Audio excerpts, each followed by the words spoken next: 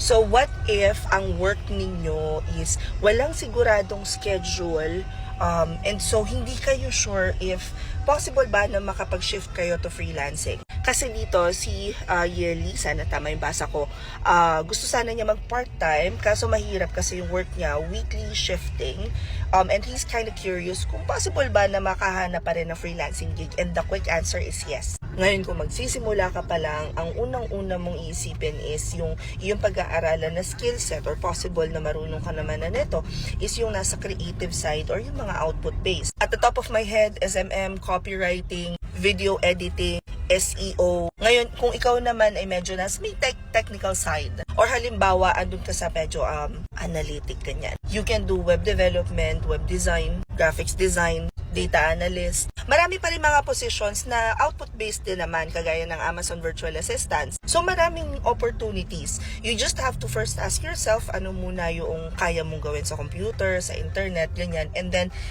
naalala ko yung sabi ni Edina, ang term niya dito ay skill mapping. Pagkatapos kapag alam mo na kung ano yung service na i-offer mo, medyo tricky din yung paghahanap mo ng work, because this time, meron ka pang additional na parang filter, kumbaga, because ayaw mo nang ikaw ay may specific na work hours. So again, for those who are looking into getting parang part-time side hustle, yung mga project-based work, your first step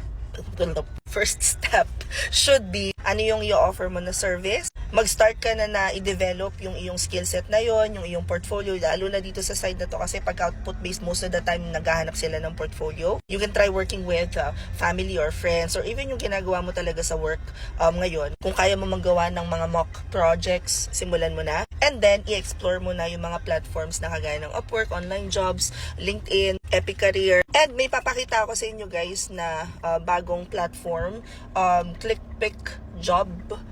Pero nandito na kami, so later ko na lang siya i-fill. Hope this helps. Comment any questions you guys have about working from home. Follow for more work from home chismis. Bye!